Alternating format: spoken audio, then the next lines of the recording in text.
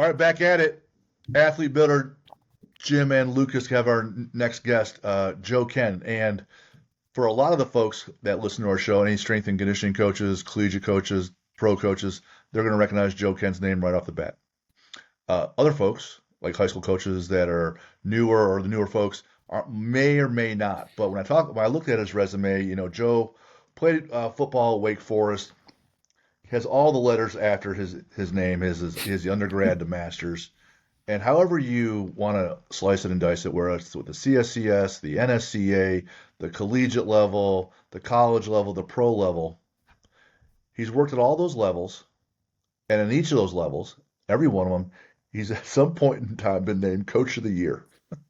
So you take them all, whether he's out in the Mountain West or he's in the Pac-10 or in the NFL with the Carolina Panthers. Wherever he's been, at some point in time, he's Coach of the Year. That's how good he is. And it's been year after year. It's decades and decades, 3 decades. Just told me he's been married for 36 years, I think he said.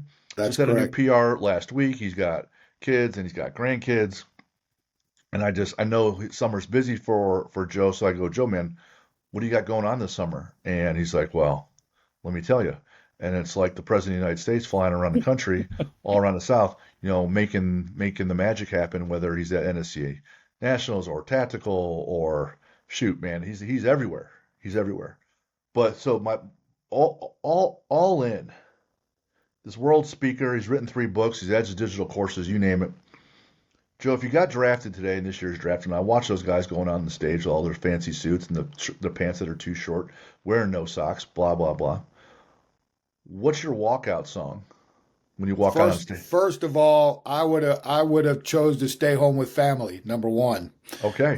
So I'd probably have done.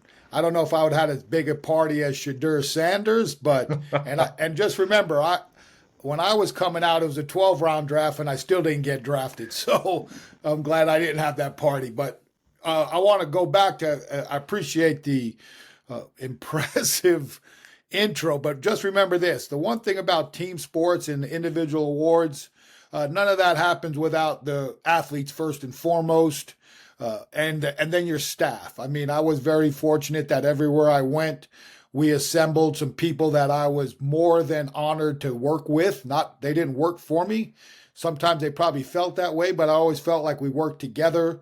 We all had a role. My role was to hopefully mentor and develop leaders. I don't think leaders' ultimate goal is to have a tremendous amount of followers. I think it's your goal to develop and mentor leaders. And I feel with the amount of former staff members that are in leadership roles, whether it's still in college coaching or coaching in general or in the world today, I think I can hold my hat on that and be more proud about that than all the trophies and the plaques that sit behind me for what I call propaganda showing. But again, I appreciate you guys having me on. Thank you very much. You're welcome. Yeah, every running back does well because all the lines open up holes, right? Well, there's something to be said about that. And again, I like anybody else, I was out with my cousin this weekend. He sent me some pictures when I blew my knee out when I was in college, and I was classified a medical reject coming out of college. So even if I wanted to play, which I did, I wasn't going to. And I saw that picture he sent me when I was still in the hospital. And back then, you blew out your ACL or your MCL. It's kind of like an Achilles in this era. It's like, oh, it's taboo. And you're in a full-length cast and you're sitting there, and I'm not going to lie to you, first thing out of my first thoughts were like, damn, I'm going to have to graduate college now and get a real job. Luckily for me, I love the weight room, and at that point in time, strength and conditioning was actually becoming a field that I could choose, and I turned a passion and something I love doing till this day into a career where I've never worked a day in my life. So it's been a hell of a run. That's beautiful. It's interesting you said you wouldn't even be at the draft. Sadly, I'm from Cleveland, so it means I love the Browns. And so one of my favorite players, though, was Joe Thomas. He was a left tackle, and he didn't even go to the draft. He was fishing with his dad. Yeah, from Wisconsin. And it's that blue-collar, grounded mentality of, hey, I'm just going to go to work when I'm called. So I'm going to enjoy this time with my family and then go to work. So I appreciate that. So, but even if you did get drafted, like if you had to line up your favorite meal with all your family and friends, What's that going to look like, Joe? Oh, well, for me, it probably been a 6 foot hero from Nunzi's Deli and some Sicilian pizza from uh, Janie Strains over at Chiano's down the street, and then some good Carvel ice cream down the street on Sheridan Boulevard.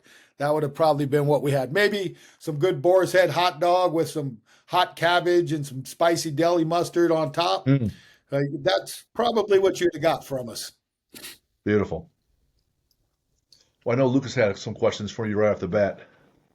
Yeah, so for me, I'm pretty excited about this because I've only been in a professional job for really 5 years, 5 6 years, but I've gone through my college and gone through internships and whatnot, and where it all started for me was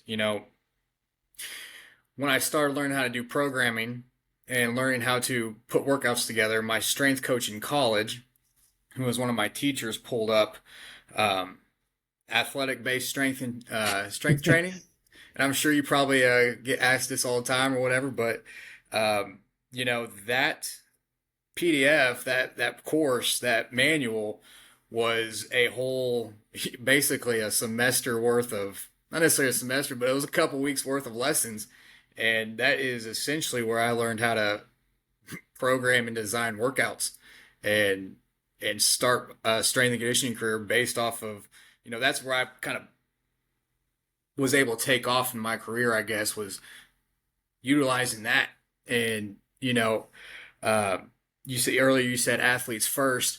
I took, you know, what I've developed for myself. I kind of took that and, I say meet them where they're at, especially for where I'm at. I'm working the high school setting. So, Yeah. I meet all my athletes where they're at year in, year out. So athletes first, obviously, but, why and when, how did you come up with that? When did you come up with that? What was the reason for it? Well, you guys wanted stories, so I'm going to give you a story. So, uh, when I first started, at that point in time, there wasn't an internet. Obviously, there wasn't cell phones. I had one of the first Apple or Mac computers, the little 4-inch screen ones that was a single unit floppy disk. Yep. And, the biggest thing you tried to do was reach out to coaches and ask for summer manuals. That was big back then because not a lot of people stayed to summer like they do now. So you'd send a letter out back there, snail mail. So you had to type a letter on a typewriter. There wasn't, we were still learning how to use computers, so to speak. And you'd send out and you'd just pretty much roll the dice. You might not hear from anybody and you might hear from somebody. And the first two people out at this point in time, I had graduated college and I got married and I was working at a high school in Florida, Pinecrest Prep.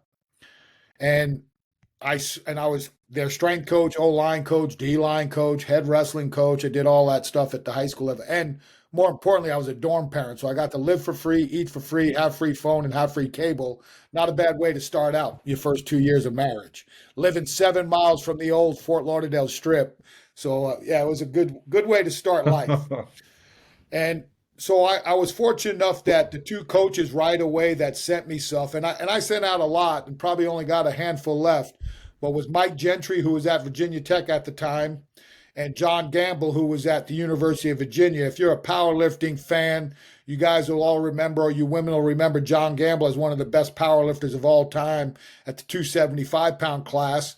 I remember playing against Virginia and being out in the huddle and would not hear to play because I'd be staring at the sidelines, looking at the size of John Dunn and John Gamble and realizing where their linemen were way bigger than out we were. So, and then Mike Gentry at that point in time had already started to become a legend in the Southeast in strength and conditioning. So I learned a lot from those guys, and those were back in the day where a little bit of the philosophy that back there was you either a 4 day a week free weight guy where you did, a hybrid version of a powerlifting type of program with a couple of Olympic lifts on the front end of your lower body sessions. And then you were either a high intensity based strength coach, which was the pretty much all machines, pretty naughtless at that time. And you did one set to failure 3 times a week or 2 times a week. And a lot of teams were having success with both systems. I mean, Mike Gittleson and John Thomas and Chet Furman and those guys at Penn State, Dan Riley with the Redskins. I mean, Dan Riley won 3 Super Bowls doing one set to failure.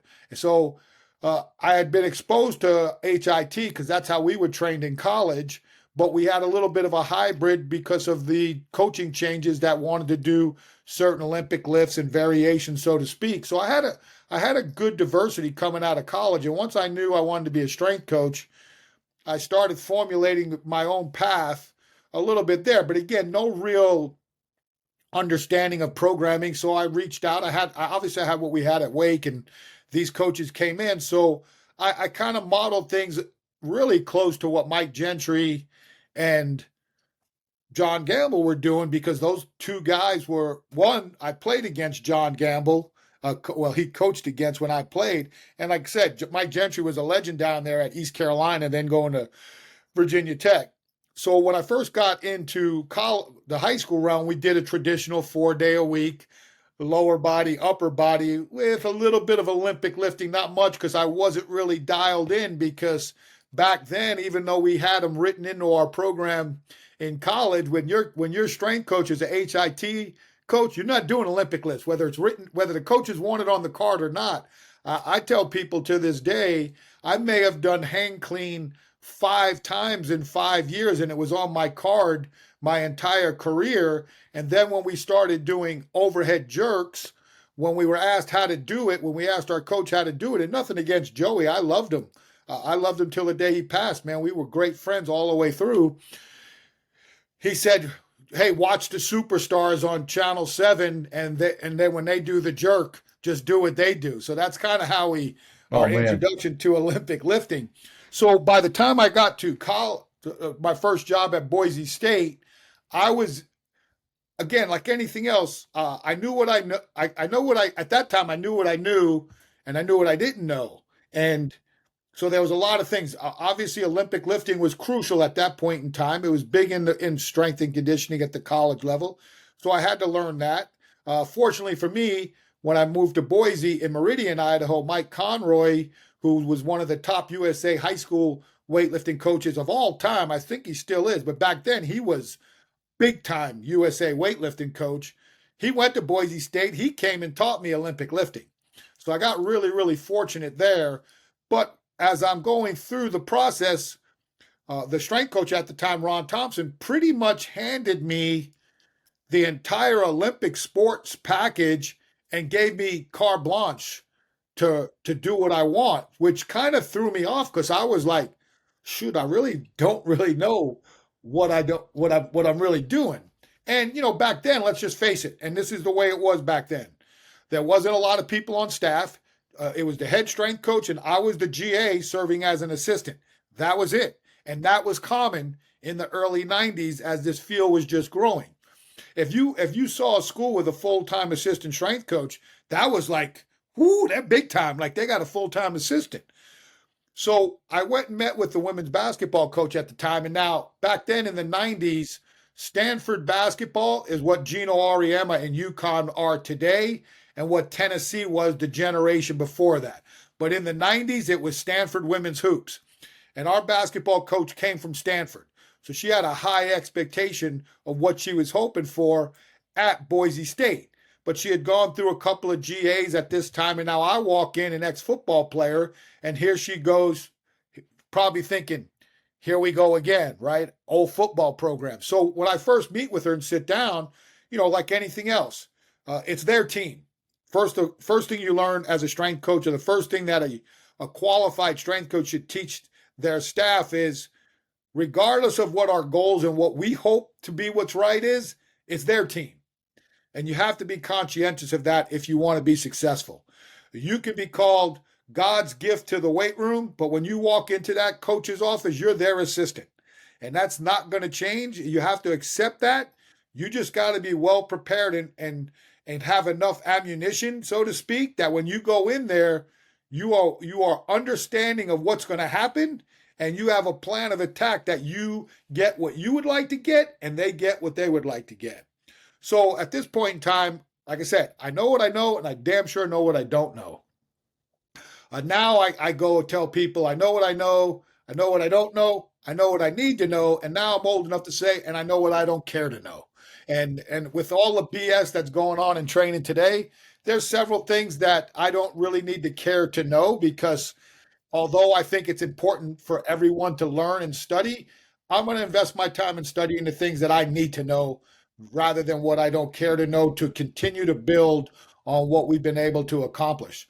So during this meeting, and this was one of the very first meetings we had, she didn't say it like an attack mode, if that makes sense. Because sometimes you know how coaches can just Be drop the accusatory. hammer on you. Yeah.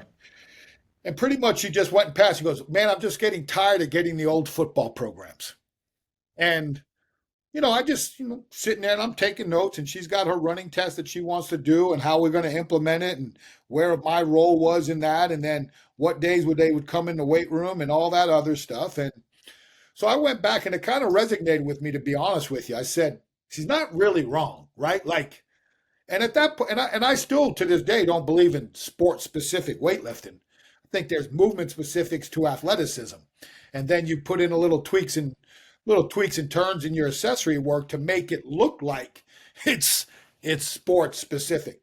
So I went to work, and like I said, I was very fortunate that Coach Thompson trusted me in this process because generally you go to a school and they give you the old programs and say, this is how we write a program and this is how we do it. And I'll be honest with you, that's how I did it when I ran college programs. Here's the tier system. This is how all the teams are going to train that work under our department.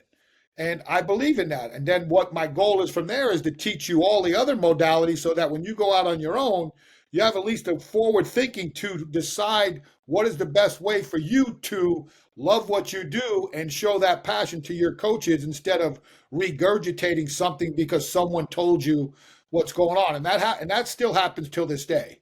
Like, I don't think there's enough independent and free thinking going on in strength and conditioning. So I kind of looked at certain things. I looked at what we were doing with football. And one of the things that resonated with me was, why are we lifting these teams 4 days a week? I understood the football to a point, but, as a HIT strength coach, we only lifted 3 days a week at college. So 3 days a week did not bother me one bit.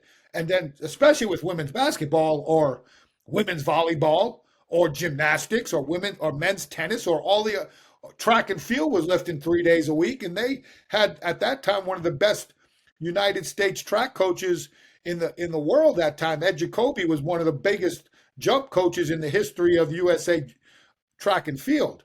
So I'm like, you know what, man, I'm going to build this program on a 3 day a week model. So then I start going, okay, what do I know? What do I like? What I did like about HIT, and it resonates to me to this day, and it gets like, to me, just general common sense. If you think this way, it makes sense. So I don't understand why enough people don't think this way. So if you look at high intensity, yes, it could be considered body part specific, so to speak, the way they do it. But if you look at a session, they're going to train the entire body from toe to head to toe. I mean, there wasn't a day that we didn't start off with neck. Like, to me, it amazes me how many teams do not train neck when that's how we started every single session started out. I can tell you the Nautilus. You go in, you start. It was max 15 to failure. Seated shrug. Seated Nautilus shrug. Then you went to Nautilus four-way neck. Then you went to Nautilus rear delt, and then you went to the old Nautilus manual rotary. 3 days a week, every day. And then you went all the way down to negative chins and dips and calf raises or heel raises. Again, then when hammer strength came out, they came out with a dorsiflexion machine. So that resonated with me because what is athletics? Athletics is whole body, total body movements. So you look at it from that standpoint and you're like, all right, how do you come up with a whole body so-called persona? But I wanted to do real lifting. Like, I didn't want to just do all machines. I liked the big lifts, and I did feel at that time for different reasons than I do now, there was merit in the Olympic lifts. So then I looked at it from a standpoint of how do I look at different things as far as building this whole body persona into these sessions. So at that point in time, I started classifying movements, and I changed the things as I learned more down the road. But at this point, I had three categories: explosive strength, which was all of my Olympic variations; lower body strength, we all know what those are; and upper body strength. And then the goal was to build programs around those three categories. Then the next thing was, from a cycling standpoint, was the heavy, moderate, light principle, where one day was heavy, one day was moderate, one day was light. Well, that is flawed. That's a flawed system, because generally, depending on how the program was written, the only day that really had substantiation as far as a good quality amount of work was the moderate day. Because if you train the exercises like they asked you to do in the same exact order, where fast, allegedly explosive exercises first, lower body supplemental second, upper body supplemental third, well, the first exercise of the day is always going to be your best exercise before fatigue accumulates. So if you're going to do 85%, 5 sets of 5 of clean squat bench all in one day, that's not going to win. You're not winning that day. And then if you do the same session at 65%, back then, before we understood intention of movement, dynamic effort method, rate of force development, that day was too easy. But the 75% day was probably the day you acquired everything you'd want. So right off the bat, I looked at it from, and this is a lot of it. I read this book after I developed this system. A lot of it is what I tell people now is, if you study Bill Starr's The Strongest Style Survive, the tier system is a similar programming, just on steroids, so to speak. It just took that program, which again, I read it after I created it. I was like, okay, Bill Starr wrote this. Definitely just made me even more confident in continuing this path. And so for me, it became, how do you make all the sessions moderate based off of this first 3 exercise rotation?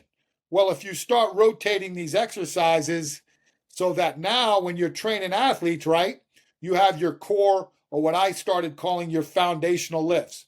And back at that day, it was a hang clean, a squat, and a bench.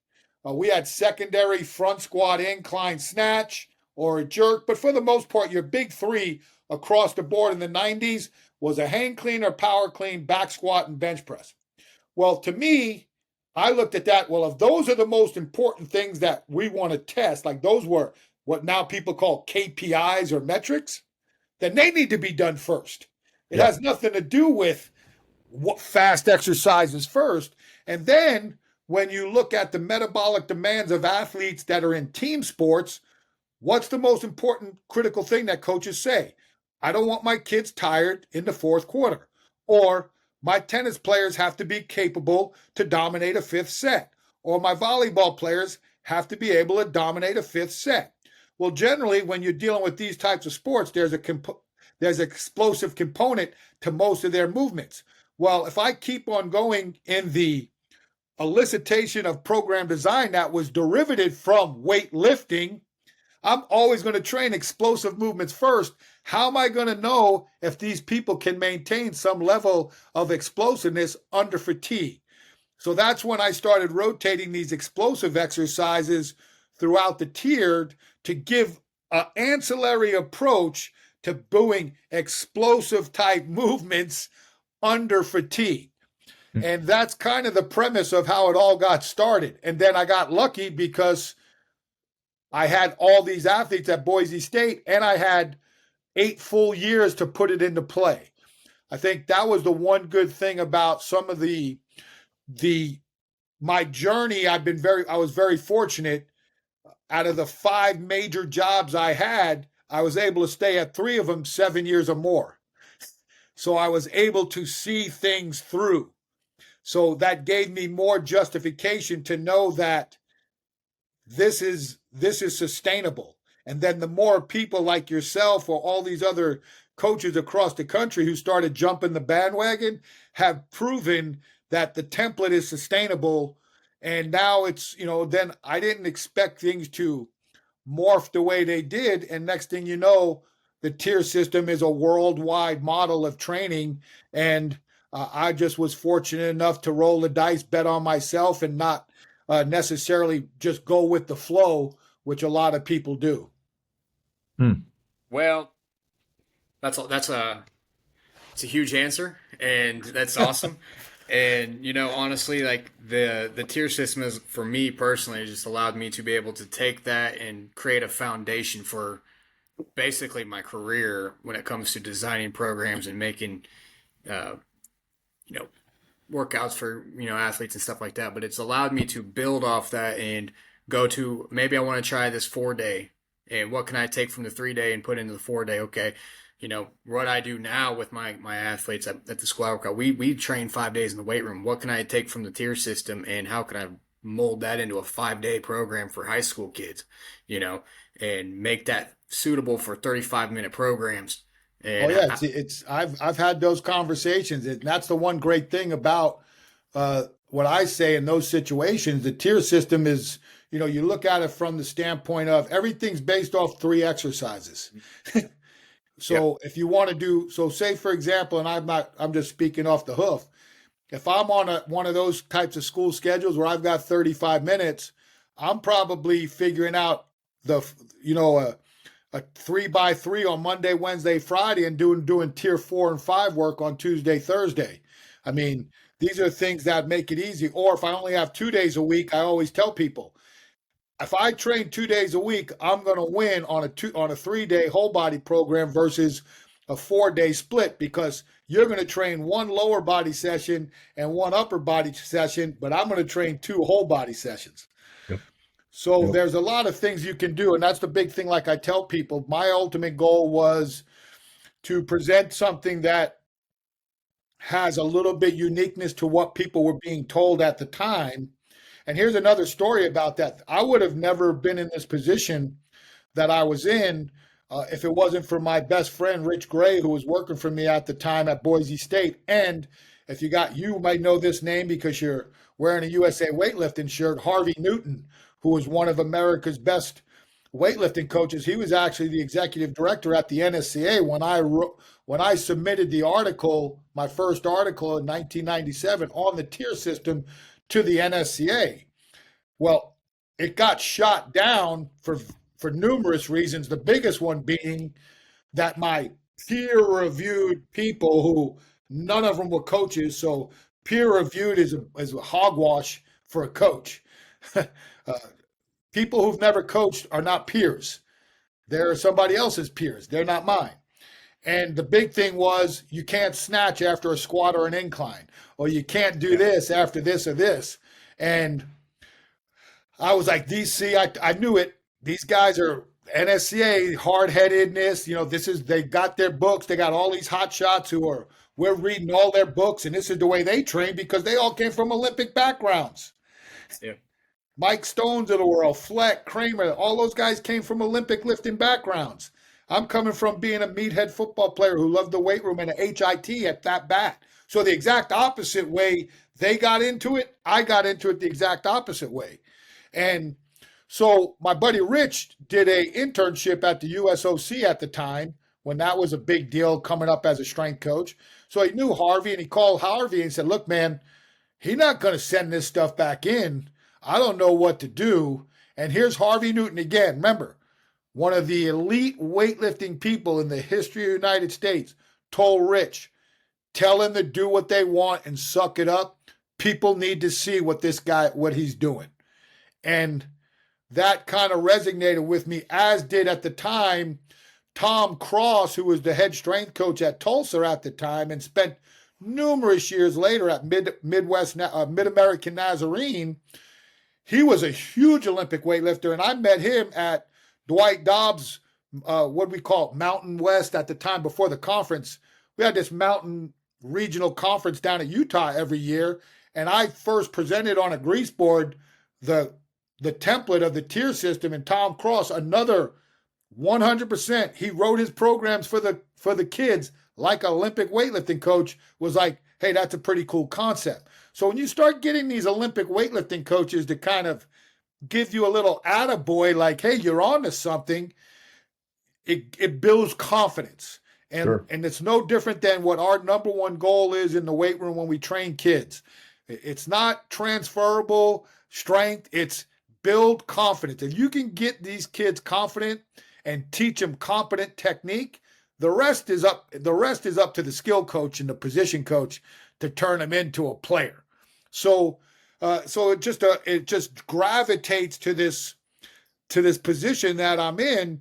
But again, like I said, everybody's got a story, and it takes more than one person to be here talking to you today. And I can assure you, there's too many to name for me to be where I stand today. And I've been fortunate that I've been able to, like I said, been doing this for a long time and really have yet to really work. So it's been a good ride. Earlier you mentioned BS in training. I'm just curious, what's this BS? Some of the BS that's going on in training today. I'm just curious, get your thoughts on that. Well, I think we have too many coaches who are writing programs to build their reputations rather than care for the athletes, especially those who have become too technologically driven. You can't coach off an iPad and tell me, oh, my guy moved the bar at 0.9 meters per second today with awful corrosive technique. And then you have these non-transferable traits. Don't tell me your kid cleans 300 pounds and his vertical jumps 15 inches. I can pretty much tell you it really probably wasn't a clean. So these are just a couple of things off the top of my head. I think we've got to be quite aware that technology is here to stay. I embrace technology because I coach a high-level strongman, and we just had a monster deadlift session today, and a lot of how we evaluated the session was based off of his VBT scores.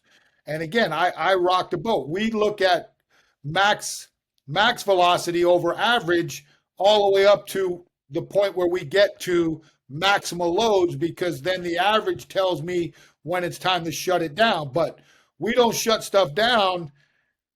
We use that data to see what kind of condition we're in, and we look at this data to see how well they can perform under duress. So one of my biggest pet peeves with some of the technology that's out there now with the velocity-based training is these computer programs that automatically adjust the athlete's load if they go under this prescribed number that's really a general number that we're using that, for lack of a better term, most data is based off somebody's group, right? You have a control group, so in the end, if I research 100 of my athletes and then that data is published, that 100 athletes' scores really doesn't resonate with the world. It resonates with the scores of those 100 athletes for the team that they were on.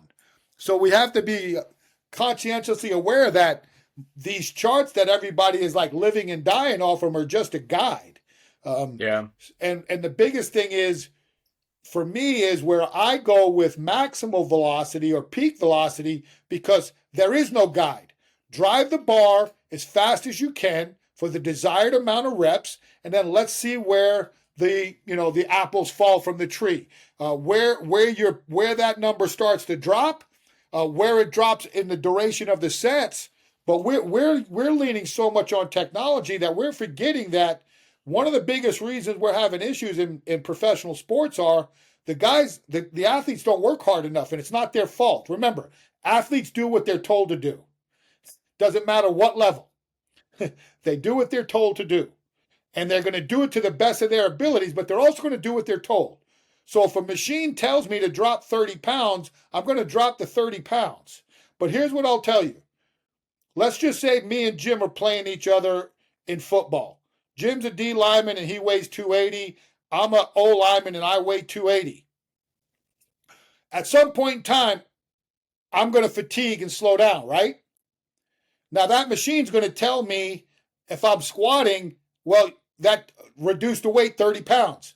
Well, here's what I'll tell you. When I'm tired, Jim's not losing 30 pounds when he breaks the huddle. No. That's common sense. Yes. What I need to know is I need to know how that athlete drops off to know what his conditioning levels are or what her conditioning levels are. And again, this is not, I reserve the right to be wrong, but this, if you think about it again, from that approach, a practical approach, what happens in the game, this is what the anecdotal evidence or the anecdotal research that people think is not responsive to what we should be training. But that's where I've decided a long time ago. Evidence-based research is what my evidence says in my training hall. It's not what somebody in another training hall does, or more importantly, a research-based article that came from training phys ed kids that are in a college 100 level lifting class. And again, that research is definitely needed for general population and health.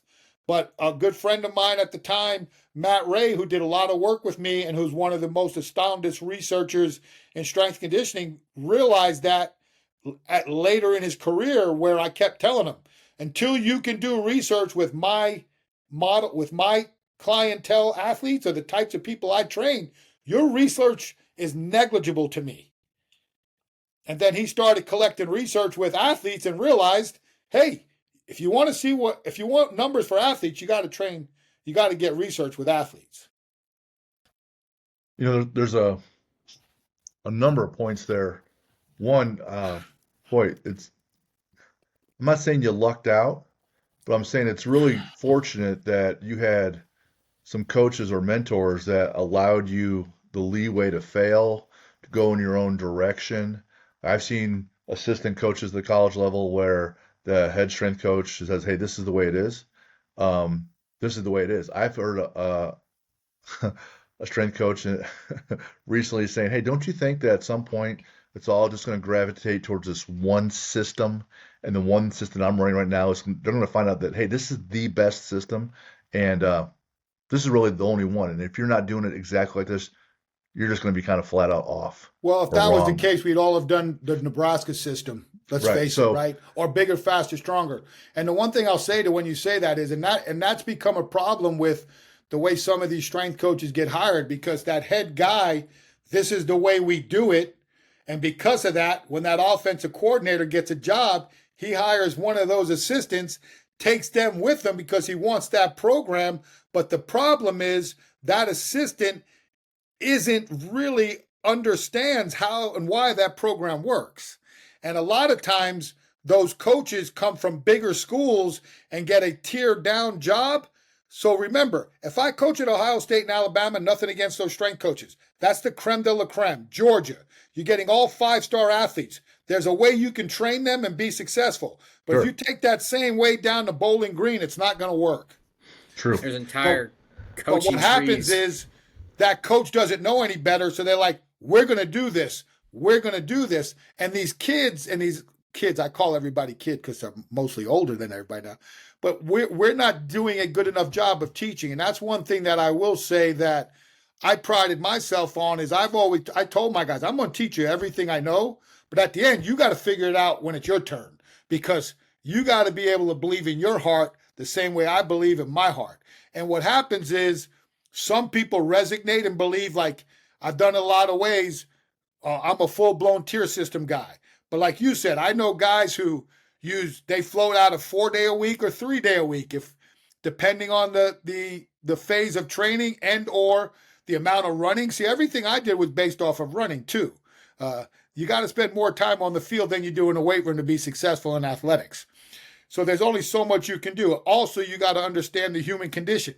If I know back in the day when we did, those crazy conditioning sessions and like, oh, I still got to go in the weight room, something gives. If I like the weight room, I'm not running hard. If I don't like the weight room, I'm a skill guy, I'm running hard and I don't care about the weight room. Well, Sure. My thing was the days I condition, they ain't going to have to lift. And if they do, as we learned later with Louis Simmons, they do an extra workout. So it'd be gun show or extra, Sure. fluff work. So this is the evolution of a lot. Again, I've been very fortunate that I power lifted. I've been around great Olympic weightlifters, and now I'm around strongman and see how certain things from that sport I could have utilized in athletics. I don't want to say that I am a fan of CrossFit, but I'm a fan of elite CrossFitters and Sure. what they've shown the human body can adapt to when we've been told that a large majority of what they accomplish at the CrossFit Games should never be a human should never be able to do. Sure. And just like how you watch these strong men who, when I worked with Brian Shaw for 2 years. Brian worked for me in 2005 at Arizona State. I saw where he came from, and when he first started strongman, if you deadlifted 850, you were the man. You deadlift 850 now, you ain't getting no points. Right. If you ain't deadlifting 1,000 or in that 950 to 1,050, there's still some of these elite guys. But if you're not in that 1,000-pound range, you're SOL, man. I mean, it's just bad news. Then you watch some of these crazy high volume snatch ladders, clean and jerk ladders that 135-pound women and 185-pound men do.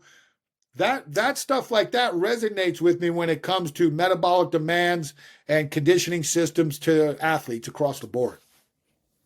We had Tom Berry on from Westside, and Tom said he mostly worked with athletes that were, not the non-power lifters. I'm not saying powerlifters aren't athletes. And Louis most with the powerlifters. And when Louis was working with Tom, because these athletes, they have all these other components, like you said, conditioning, etc. And they kind of just looked at each other and they said, we probably have to go to 3 days a week, to your point, because they're at 4. The other point that I think is important, and my mom's a math teacher, so we would always say there's algebra people and geometry people. And an algebra person is just someone that solves for X. They just plug and chug, they're robotic, they don't think, they just solve, right? Here's your formula, here's your SOP, you do it exactly how it's written, and that's it. Geometry people, you have to usually prove something, they give you some data, and you just figure it out. So when you take VBT or your Whoop or your Aura Ring or everything else, and you're like, well, this data says this data says this, and I said, yeah, it does. So now what? What are our parameters? How do we apply it? And how do we apply it in this situation given these other parameters? Because the parameters at the college level is different than the high school level and the pro level, and it's male or female and the different sports. So how do we apply it? How do we think? And if you're just a plug and chug guy, you're going to have one set of answers. And if you're a geometry person where you can solve the problem however you want, you're going to have a lot of answers. And when you have that feedback loop, we said you're at these places for 7+ years, you can implement your philosophies, take this data, you have your feedback loop, and say, well, here's how we're adjusting it next year. Lucas already told us in our last episode, hey, this incoming freshman, they're less sophisticated in the weight room than last year's freshmen. We got to meet them where they are and do these different things. That will continue, and until something changes, that's going to continue. Right. So the point is, like, you're going to take this data, and if you're just robotic, your people are going to achieve, but they're going to underachieve. They're not going to push any parameters, right? They're not going to be able to apply anything. There's no evolution. They're saying, hey, here you have X, that means Y and Z. Well, here's a simple thing. Again, like I said, I try to resonate with anecdotal evidence and common sense. And then things that I've researched on my own with either N=1 or with these high-level athletes that I've been able to pass some of this information on to. But again, this is no fault to anybody else. It's just, again, one of the things that I think you asked me, like one of the things about learning, I think the reason I don't want, I guess you could say success, or why I've been able to be as fortunate as I have, is because I've always been someone kind of like you said, a problem solver, but I talk about reading between the lines. There's a reason why most papers have a space in between each line, because people who are really trying to figure things out are going to look in between those lines. Just like when I first studied Westside. Yeah. When I first studied Westside, everybody was trying to figure out, how did I work it into a 3-day-a-week program and get what I needed out of it? Because I took what I needed and also realized that there were certain things that were being done that they're not telling us. and Right. and it comes down through that. Just like when Louis brought up brought in velocity-based training, so to speak, with the dynamic effort, I still say whoever was the first person to start attaching the velocity-based work towards the max effort work, I wish I could shake their hand, because there's a lot of things that I missed the way I trained college athletes with that data would have been astounding to have. But what I've learned now when I talk more about peak velocity is there is no set parameter to that peak. I do know this. If you train for peak, this is from my people at the Jayhawk Performance Lab who are looking at some of my data. It does increase force by a large percentage. But also what it's going to do is it's going to drive the average of your lifts at the same load, because your intent mentally is different than the word average versus peak versus as fast as you can versus a general name, number, or range. So, Sure. And here's what I tell people now that have gotten so ridiculous with technology. Let's look at this from now with what people are doing in their linear and lateral speed programs, or what they're doing in their field work, okay? So what's the big things now? Max velocity, right? Max acceleration, and fastest miles per hour. But we're going to get bombarded as strength coaches. Well, these exercises, we don't need to do these anymore. They don't do this, they don't do that. Well, that's because we're not training them with the same intent that we're doing things on the field. The things that you want to train with the movements is transferable traits. Is there certain things a squat is going to transfer to all sports and all positions? Yes and no, but more so your lineman than any other position, or a rugby scrum or something like that. There's certain specific movements, but the truth is this: how does it make any sense in this day and age if we're going to go crazy and put all these stuff on boards about max velocity, max acceleration, and hey, Jim ran 23.1 miles per hour today, one time in 60 practice plays. We didn't come in and say, Jim averaged 17.29 miles per hour today in practice. So then why are we training average velocities or looking at average velocities in the weight room? Right. So to me, it's the same thing of, if we're looking at trying to build similarities and to bring some type of transferable traits from generic or general specific athletic traits such as lifting weights or programmed agility or routes on air, why aren't we looking at it from the same perspective? I mean, hey, we're going to train today at 0.5 average, and if I don't hit 0.5, I'm going to drop the weight a certain percentage based off the score you got. Well, what happens if you're doing multiple sets of 2 and the guy just has a bad rep? That's going to happen. Yeah. So now he automatically gets dropped 30 pounds because the machine says so? What if I jump in his face and say, hey, bro, let's go? And then the next set's his best set because the coach jumped him. So there's a lot of things I think we're missing. And the biggest thing is emotional quotient. We are human beings. Emotion, the ability to motivate, is never not going to be important in sports. Doesn't matter where you go with AI. Everybody thinks, AI is going to take over. Now, there might be a time where AI can be as humanistic as it can, but if you don't have heart and you don't understand what that feeling of heart means, it's going to be hard to have some type of emotional attachment to helping somebody succeed. I agree with that 100%. There's times, even specifically, I'll be lifting and I'm not taking a set off, but I kind of am. I'm not as intentional. And my teammate or even my wife, who's good at correcting me, she's like, hey, let's not fuck around here. Talk about this, though. You mentioned about confidence and how that translates. And, there's the main lifts that have a lot of correlation to success, but I can talk about kids that are, hey, maybe you don't need big arms to play your sport, but maybe you just feel a little bit better. And I got to tell you, maybe you don't even need huge arms to play a lot in football as much as something else. But I got to tell you, when you get hit in the arm with a helmet, you don't want a little arm. So there's merit for arm farms now. They ain't not a week that we ain't done an arm farm. I can tell you that. Which is great, but also, just them feeling, hey, I ran a little bit faster, I'm a little bit stronger, I'm moving. I came in as a freshman, I was 205 linebacker, now I'm a 230 linebacker. I'm squatting 500. Before I was squatting 285. Just you feel more capable. Well, You feel like what about the you can kid handle who the can't load. do a push up and does a push up, or the Right. kid who can't do a pull up, but now he can hold his chin over the bar for 30 seconds? It's small steps, like you said. I mean, to me, it's not even about how much someone lifts; it's where they started. Like my oldest son was a freak in the weight room.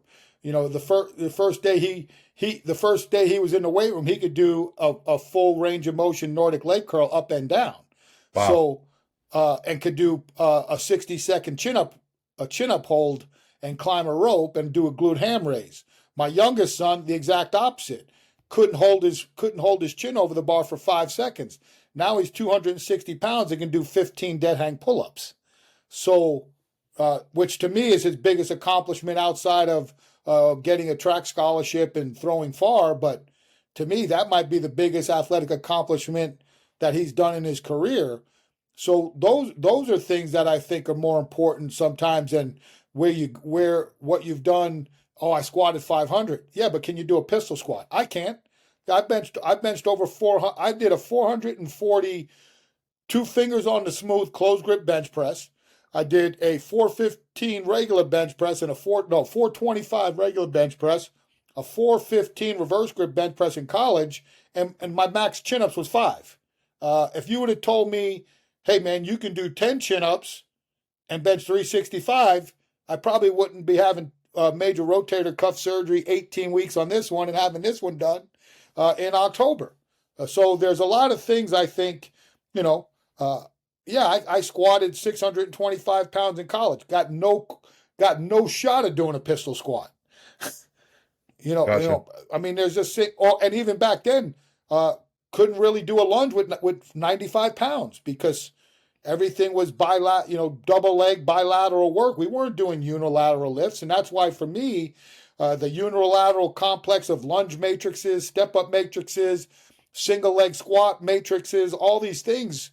There's just the exercise pool to a very good qualified strength coach is so large.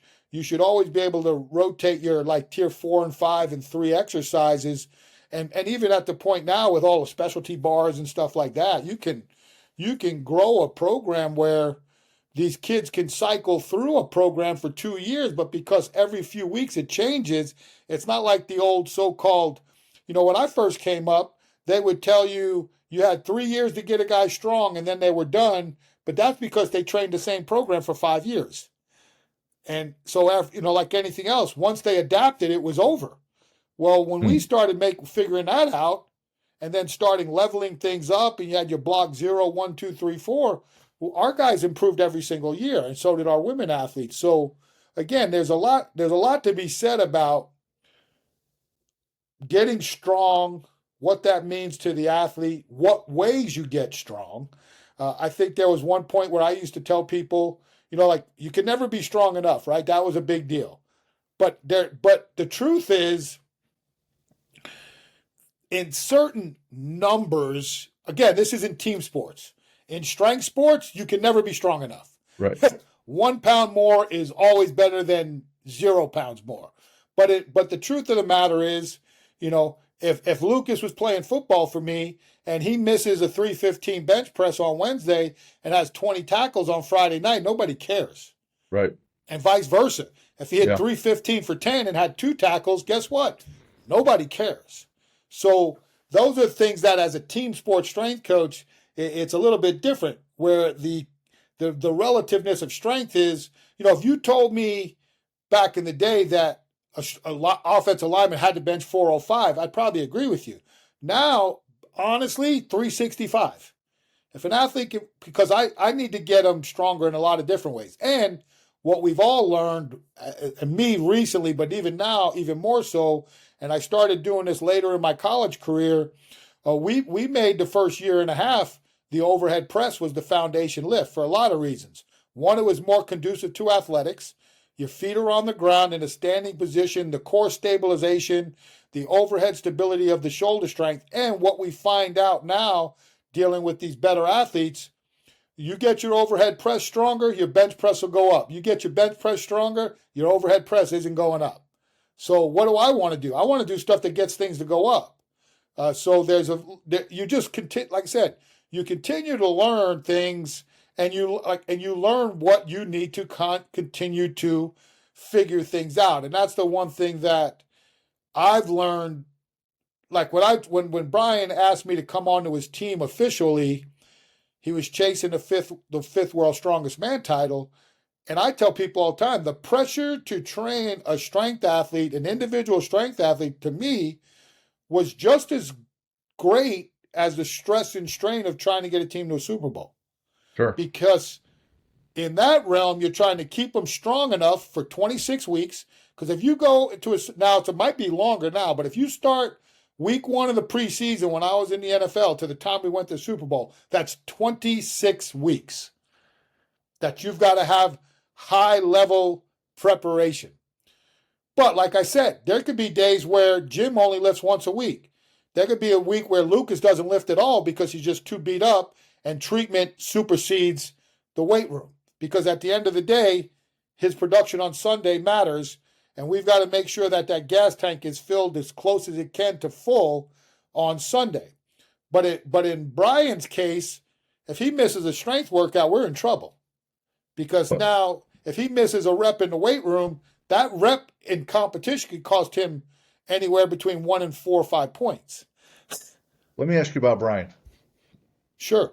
And I used to, well, like I said, I was a state chair, so I had done some strongman stuff, and nothing like Brian's level. I didn't really start doing group training and then CrossFit in my late 30s. Didn't really start lifting till I was 40, and I think it's great. I had a great time. I had some okay numbers, like 300-pound per hand farmer's carry and a Nice. 800 yoke. So for me, it was great. I love everything about it. And then I like Olympic sports. I like watching CrossFit. I like watching powerlifting. I like throwing. I like Highland Games. I like strongman. So I'm watching Brian, and on the static strength stuff, he's right there. Top 2 or 3 guys in the world. But it seems like he will get beat in the moving events. He's pretty heavy, and maybe not get beat, but like he wouldn't score as well, and overall his points. So my question then would be, well, if he's pulling 1100, he's right there with Thor and everybody else.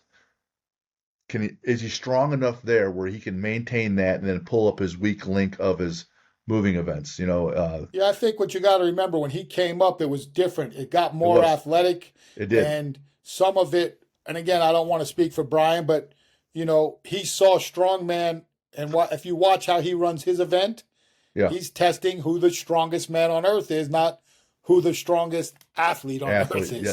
Totally different, right? And so for him, I think there were times where I would have loved to, not even in the 2 years that I worked, but maybe he should have played the game a little different for certain events. But he only went to 2 events towards the end of his career, and obviously World's Strongest Man being one of them because that's the title. But I think I don't want to, I hate to speak for him because I love him, but I think sometimes guys like that get stubborn.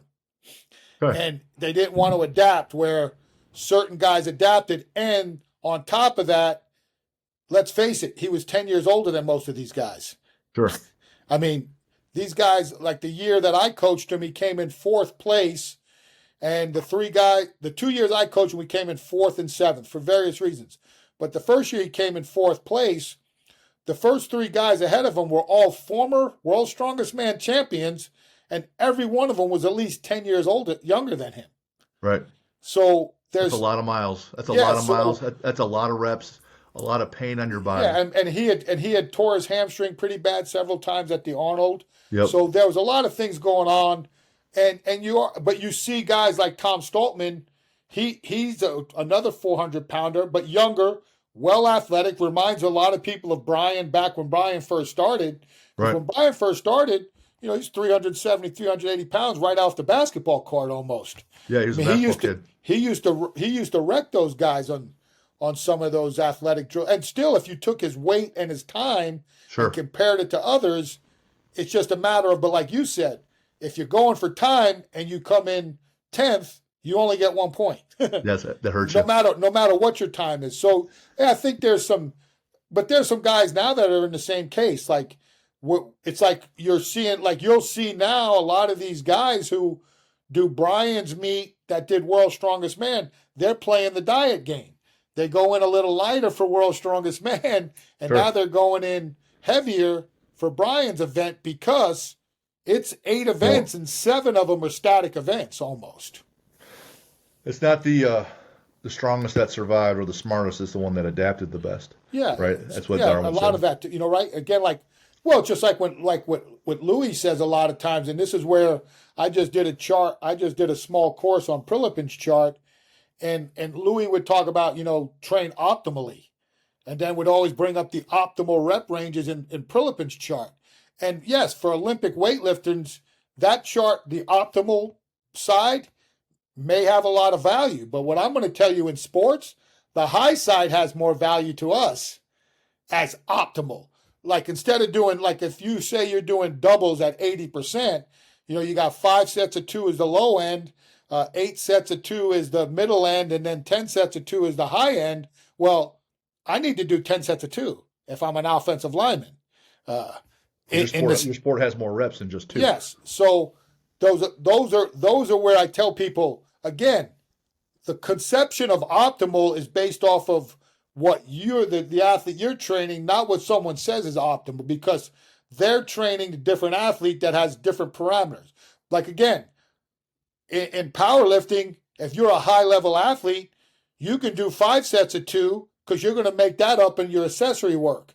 If you're a beginner, you can do 8 sets of 2 because you need more reps under the competition lift. Yeah. So these are things that, again, get brought up based off of what your sport is and how things adapt towards that sport.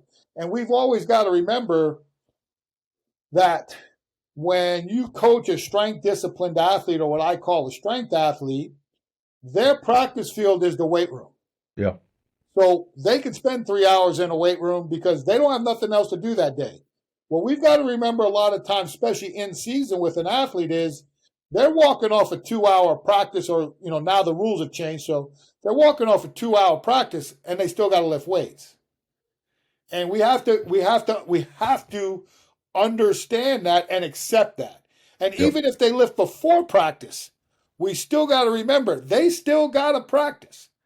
But my strength athlete, when he starts his session, that's practice. Right. That's him. Now, when I make him condition at the end, he doesn't like that because that doesn't feel like practice. But when you got 8 events in 2 days, or you're at the World's Strongest Man and you got 10 events over 4 days, your ass needs to be in shape. I don't care what type of athlete you are. You have to be in condition.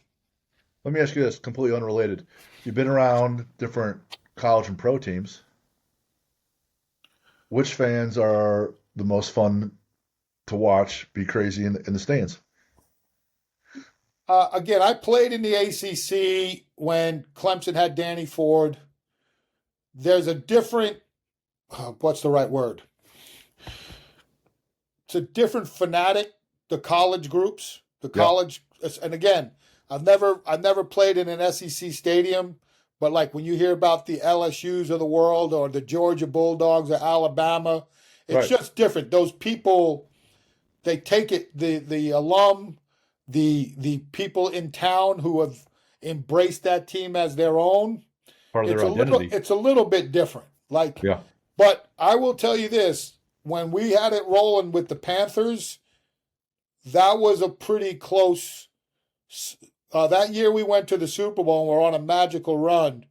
That was about as close as I've seen a pro stadium outside of like Green Bay, because Green Bay, it's that smaller community. Like you literally drive through a neighborhood to get to the stadium.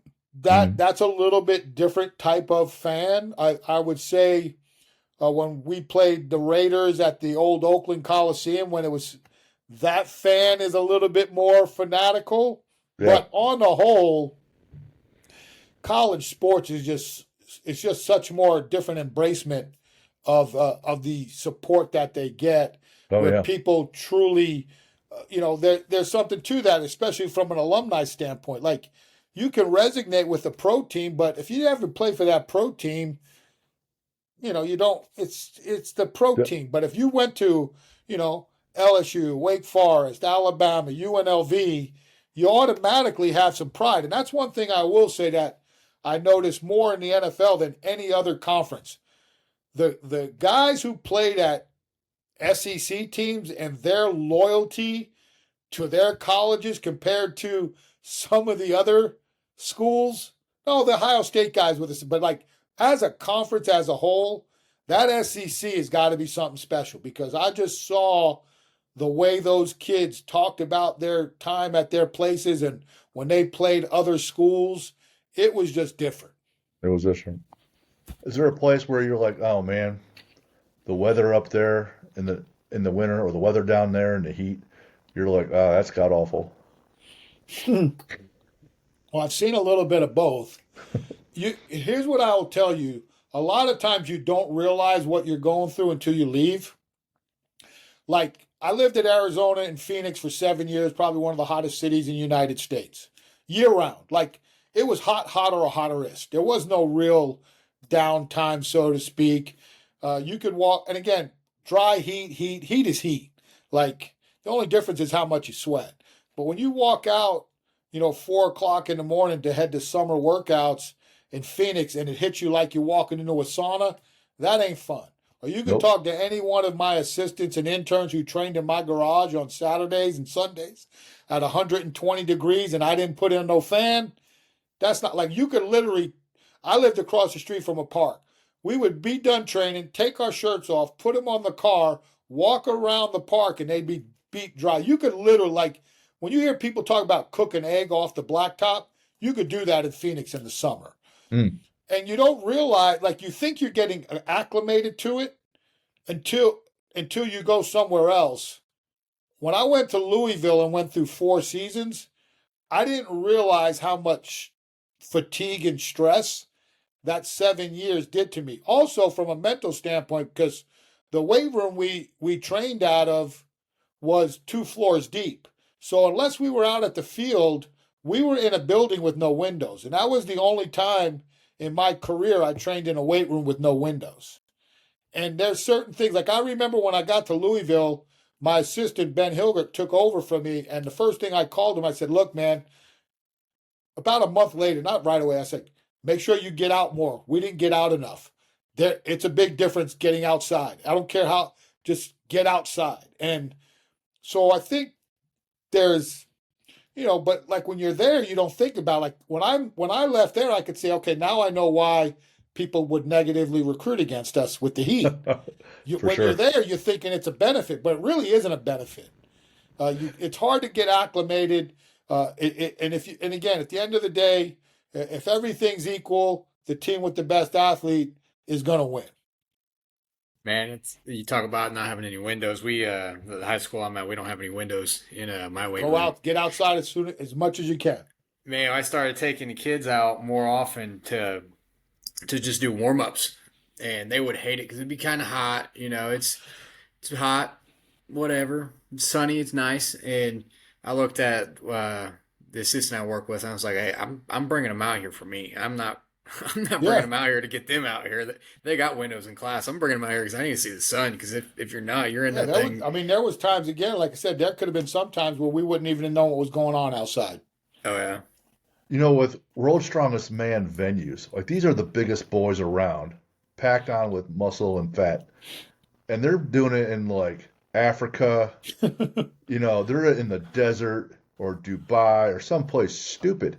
And I'm like, why are they doing that? Why can't they put even here, we've been in Myrtle Beach. Oh, yeah. I got Bradenton, Florida, and Sacramento, California. And let me tell you, it was hot in Sacramento this year. And in Myrtle Beach, obviously, it was hot. In May, it's hot. We had a local event here just to qualify, and I don't know if you know this one guy's name's Dimitar, and excellent strongman, excellent overhead presser, and he's sitting down, and Mark Felix was there too. I always wanted to meet Mark. I got to meet him because he's one of my, I don't want to say idol, just somebody that I have the utmost respect for, him and Nick Best, because they're in my age bracket and to what they're able to do. I always say those guys are the special ones, Yeah. and a lot of, and I said, but like I said, I think who I am and what my journey is. I think there's a lot of people that can resonate with me as an inspiration for what I've trained around and still try to train to be as strong as I can today. It might not be as strong as I was 10 years ago, a day ago, Sure. 20 years ago, but my goal is the heaviest amount that I can lift, I'm going to try to lift. What that number becomes, it doesn't really matter because every day's a PR. Like today was 58 years old, 7 months and 2 day PR today, right? Like Right. That's the deal. it's always something. These events though, they got these guys on oxygen and Oh yeah. it's day one. Hey, when you're training, what do you listen to? I listen to sports radio. That tells you where I'm at in my training. Now I will say there are, if and when the time's needed, I'll probably listen to rap music. All right. I used to. I'm from New York, Long Island, man. I got exposed to everything. My dad was a doorman at one of the biggest clubs on Long Island. So back in the disco era, he'd bring back 8-track tapes of the DJ's disco. So, and then when I was in high school, that's junior high schools when rap became big in Long Island and New York with Run DMC, LL Cool Yep. J. The Sugar Hill Gang came up, African Bambaataa, and the Soul Sonic Force. Yeah. Then I also came up a big Led Zeppelin fan. Oh, I got all their albums downstairs in my box. So yeah, probably my I'm favorite. diverse, but right now I am. I listen to sports radio. That's how I get my knowledge for what I need to do. So no traveling, no kids, no grandkids, no dogs, no pets, no fish, no whatever. It's you and your wife to go to some place you haven't been yet. Where would you Yeah. guys like to go? So my wife's been begging me for years, and because of the job and because of who I am, it just never happened. And 2 years ago, I finally succumbed, and it was probably the best thing that I could have done. Where I didn't care about work, and we spent 2 weeks over in Venice and All that Italian food. Capri and Rome. So Mm. we are planning our next trip. I don't know where it's going to be, but we are going to go overseas. It was again well needed. I enjoyed it. She loves it. She'll go overseas. She went to Sardinia for a month this year, France for 10 days, London for 10 days. So now I gotta get on board with her, and we've got to do another trip. But that's something that I don't necessarily have regrets. It's just the way life transpired for me and what my goals were and how I wanted to make sure that my family was cared for. I always wanted them to be able to do whatever they wanted, and I didn't mind work. I don't mind working. Yep. So, but she earned it and deserved it, and probably was way too long before that actually happened. So we are trying to do a better job. Although, like I said, I am on the road a lot, but I have to do that better. And we're talking about where we're going to plan our next big excursion. Favorite sports movie? I like the Rocky series. I Right. can go with Rocky. I Yeah, for sure. like Blue Chips. Yeah. I like the other one with the kid with the pig with John Voight's the coach. Varsity Blues. Oh yeah, I like the program because that was in my era. Alvin Mack. But the Rock, I mean, you can't go wrong. Even the Creed movies I can go with, but like you can't go wrong with Rockies. I mean, Rocky Iconic. 3 with Clubber. I mean, the first two, but Clubber Lang was cool. Drago was cool. Yep. The Rocky 5, probably the worst one of the series, and I'll include the Creeds on those too. Yeah. I actually like the Creed. I like Balboa a lot, Yep. but the Rocky trilogy is my best sports. And then because I like those series, I love the Fast and Furious franchise too. So those Super are kind fun. of things that I can watch the same stuff over and over again. So I'm cool. So you like Favorite sport to watch? So yeah, this was one of your deals. You're gonna laugh, man. I love watching lifting. Like I love it. Like always have. One of the reasons why I didn't coach football. I mean, I've had several coaches ask, "Hey, man, we thinking about would you think about coaching D line or O line? I go, I didn't like watching tape when I played, probably why I wasn't good enough. And I damn sure ain't watching tape if I'm not playing. And but I'll watch YouTube. I'll watch YouTube all day long, lifting, watching people lift. So I like all the strength sport, all of them. Like it doesn't matter if it's something on. I just, like to me, not growing up in the sport of weightlifting, but you watch a male or female athlete do a qualified clean or snatch. That's just something to be said about how precise and how smooth and fluid that someone could make that type of load look. I mean, and then obviously now with the strongman stuff, it's really getting to be more a part of who I am now that I'm coaching more with those guys and being around that inside that sport in depth with the highest levels. That's really taken a new turn for me. It's given me the capabilities to continue to train people at a very high level. I like training elite athletes. I love training 10-year-olds. I love training women athletes, but as again, the wisdom and the things you learn, which is outside the X's and O's of coaches, are good when you're dealing with adults, 28, 29, 30. They've got life experiences too. You can help guide them through their way of life. So yeah, I love the lifting stuff. Always have, but not like I do now. Like I am infatuated with it. My wife will tell you that. I don't do anything but, what's my hobby? Lift weights. What do you read? Books on lifting weights. Like you asked me, I think, what's my favorite books? I like Muscle and Fitness and Old Powerlifting USA. You can't find it no more. And then when it comes to studying and leadership, I like all of Patro Lenciani's work. I think it's some of the best stuff you can read. It's easy read and it's easy applicable to any coach's position. Luke, it looked like you had a question. We're good. Go ahead. We're fine. Well, Joe, I wrote a book on building athletes, and it's on all 6 things, and we talk about 3 for the head and 3 for the body, and I'll send you one. I appreciate that. Thank you. And there's lifting in there, but there's also, mindset and building up allies, not looking for your friends to be your teammates, but you want allies that'll hold you accountable. And Yep.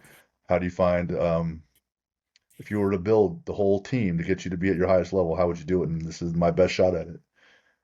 I like how you wrote Lyle Alzado as your favorite athlete, and being from Cleveland, he had ties to the Browns, he had ties to the Raiders, and Yeah. I watched documentaries on that guy. Intense. You want to talk about max velocity on everything in his life? Everything. So he went to my high school, and he was a few years younger than my dad. So my dad knew him real well. My high school coach knew him great because they all played at Lawrence. I got to actually train with Lyle a few times at the old Jack Lane in Lawrence, off of Cedarhurst Avenue. He literally was living in Inwood at the time when he got traded from the Browns to the Raiders. And he said you wanted stories. Well, it's funny you bring it up. So I'm playing intramural softball at PS number 2, the elementary school in Inwood, and Lyle pulls up in a 2-seated Mercedes convertible at the stop sign and comes out and tells me he just got traded to the Raiders. No kidding. Yep. Dang. Wow. That dude was intense. So here's the thing. I never met him. All I know is what you see on TV. So you don't really know. So here's the thing again, this is where somebody does what they believe to be right and then takes a beating for it. Mm-hmm. And I'm not going to sit here. I don't necessarily agree with the fact that he thinks that the steroids gave him the brain cancer. I don't. And again, there's no proof that it did. I'm not saying he was probably an abuser of steroids. And in that era, it wasn't hard to do. But what I will tell you is I was in the weight room. No one worked like that. And from what I heard, that's how he was before he was on steroids, when he was in high school. A fanatical worker, but if you know a lot about his past and how he was brought up, he pretty much had to be if he wanted any shot at getting out of Inwood or Lawrence for that matter. And the other thing was what people don't see but they see it sometimes is what kind of heart he had, and I think a lot of it was from a hard upbringing. Always was a giver. You see something like if you talk to people from his Denver days, the charitable work, people don't, he won the awards for your most charitable person, and did a lot of things with Special Olympics, and always took time to be around the fans. Just a good guy. Again, it sucks the way he's perceived, because if you look at stat books, right? Remember, he played an era where they didn't really log stats, but there is on one of the pro football things, they have a list of like the sack leaders, and then those who played at the eras that they didn't record sacks, how many they would have. He had over 100 career sacks in his career. So people don't give him enough credit. You look at some of these guys in the Hall of Fame, you're like, he probably had a Hall of Fame career, is never going to be. He doesn't even get spoken like that, and that's a little disappointing. But again, he did things that people believed to be taboo. He spoke out about it, and it got taken for him. It got proved that he was a cheat. Well, I can guarantee you, like some of these other guys who come out and he wasn't the only one. He was just Right. the one that got sick and believed that was part of what got him his sickness. So, but super good guy. I wore 77 in college because of him, and like I said, treated me great. Uh, was a fan. He gave me good advice after I blew my knee out, as he had come through a similar issue back in his career. Luckily for him, it happened while he was in the NFL, and mine happened to be while I was in college. But yeah, just and he personified what people from Inwood were all about: just hardworking, tough son of a bitches. What's your favorite lift? For me, it's the deadlift because it's the only one I can do now, still in competition. Can't get the squat depth. My shoulders are shot. Although this shoulder, the one I got repaired was my first day of doing compound movements with it. I like the way this one feels because now it feels better than the one that hasn't been repaired. So at least I know whatever they did's working. But like I've already, like I'm gonna, I've always was a fan of reverse grip, and I got hooked onto that with the Barbarian Brothers back in the '80s and '90s when I was coming up.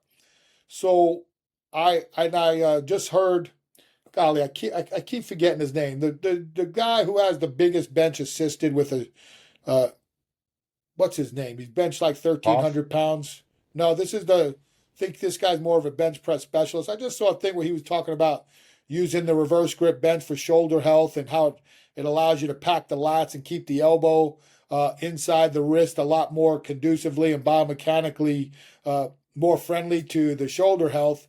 And I was going to do that anyway. So, yeah, I'm going to play around with the reverse grip bench press a little bit when I get 100% healthy. I have a couple of minor goals that I want to kick around as I still try to chase this phenomenon called be the strongest I'll survive. I'm going to try to be as strong as I can until I can't be strong at all. And so, yeah, I got a couple of more things left there. But the deadlift right now is just something that has been user friendly with my physical limitations. Again, I used to be able to switch back and forth pretty close to both maxes of conventional sumo. Now I'm pretty much a pure sumo, although I'm going to probably, if I can get healthy enough, do a deadlift with a conventional because all my guys in strongman give me a hard time because I coach these strongman athletes, but then I do sumo deadlifting. But, You I'm also getting to that point where, yeah, well, it's all you guys who are doing jerks in strongman, that's like cheating too, instead of doing a push press. But that's a controversy I'll roll up here soon enough on social media. with you working in strongman, you I personally like Atlas stones quite a bit. It's from back in the day, from hundreds of years ago, picking up a manhood stone over in Scotland or Iceland or England, And so I have some manhood stones here for Indiana, and people have done, and I write their names down in this leather book, and I offer them a shot Nice. of bourbon if they pick the stone up to their chest, and here's your shot of bourbon, So um, those are Atlas stones are probably one of my favorite lifts, Yeah, and my stone game was horrible. Man, I'm not. Yeah, and again, I guess when they're your worst event, you should train it the hardest. I do have a very much high level respect for those who can pick up the natural stones. yeah, when There's you watch something. There's something to Mateus, it. Yes, I that mean is that's so just impressive. something. Where he'll get 4 or 5 reps, where everybody else is getting Yeah. 0 or 1. Then some of the things like if you follow Martin Lises and he's doing that strength unknown and he goes over to these different countries, that stuff there. And one thing you learn about strongman is there's a reason why those guys are strongmen because they're just strong. Yeah, Like I'm weight room strong. Like if I'm not training, I'm going to get weak fast. Those dudes, man, it's like the gazelles and the lions and the tigers in the jungle. They wake up ready to kill, right? They wake up ready they always say, ain't nobody warming up in the jungle. Well, I trained today and it took me, I don't call it warming up, I call it preparation, but it took me 45 minutes to get to where I was going. Like same as me. it's Yep. just crazy. But I mean, that training's training. It just looks different. You got a quote for us or no? I have a more of a mantra. I use the mantra "words win." It's means the word is win, not necessarily words. Words and actions play. But and I pretty much stole that mantra from Dennis Erickson when he came to coach at Arizona State because he was very conscientious to let us know the only thing that matters is winning. So the word is win, but we broke out every practice as words win. So it kind of rolls off the tongue. And I work with several other coaches that you're trying to build this mission and this philosophy of doing right what's when someone's not looking, and are you a character or do you have character? There's different ways to look at. So I took a lot of the concepts I had learned from other people and have built this philosophy about like what words win means, right action, right speech, do the right thing when no one's looking, the positivity versus negativity actions. Like always try to look at what's been accomplished versus what you didn't accomplish. Because if you look deep enough within yourself, there's probably millions of people. I mean, that's probably, but there's probably a lot of people that wish they could accomplish certain things you did. Like I wanted to go to the NFL. I got hurt early. I wind up but I started 22 games in Division I college football. There's a lot of people I know that would love to say that they started 22 games in Division I football. I talk to these guys when they get to NFL camps. I go, I used to tell them, I wish I got cut. And they go, what does that mean? That means I was there. And I'd Right. rather have been there and got cut than not get there at all. Sure. So so that's kind of how The perspective. Brian uses be great as his mantra. And my mantra is words win. And it's words win moments, like having the opportunity to share my story today with you guys on your podcast. That's a words win moment. I get to hopefully spark some interest in people to get themselves motivated to do something they were unwilling to do. Let's see, an hour and 28 minutes and 51 seconds ago. Well, Joe, I know you're at bighousepower.com. It's the same deal on Instagram, X, 58-year-old on TikTok. You got it. And you got your own YouTube channel. Joe, it was great having you on. Shout out Chad Coy. He's one of our guests and friend of mine That's and he helps us colleague. with he helps us with my events with my athletes. He's my event coach, my event professional. I was And just I talking actually I coached Chad, so it's that's the only strongman meet I ever did. 2009 Central USA, and I'm the Masters champ. Ooh. You can't see it. I got the trophy still up there on the Was board. Chad in the same event? No, he was young, man. Chad was running it, so he had to blow the whistle. Okay. All right. All right. Well, man, Joe, great having you on. I appreciate it, guys. Thank you. Thank you for the gift of your time. Hang on here for a minute once we're done. For those that are getting hold of us, info@athlete-builder.com, website athlete-builder.com. Send us questions. Send us thoughts. Check us out for our book, our workbook, our digital course, and other people that have been on the show. So again, Joe, great having you. Lucas, thanks for teeing us off. And it was a good time. We were looking forward to this episode. I'm glad it happened. Thanks so much. Me too. Thank you. All right. Best. Thanks, Joe.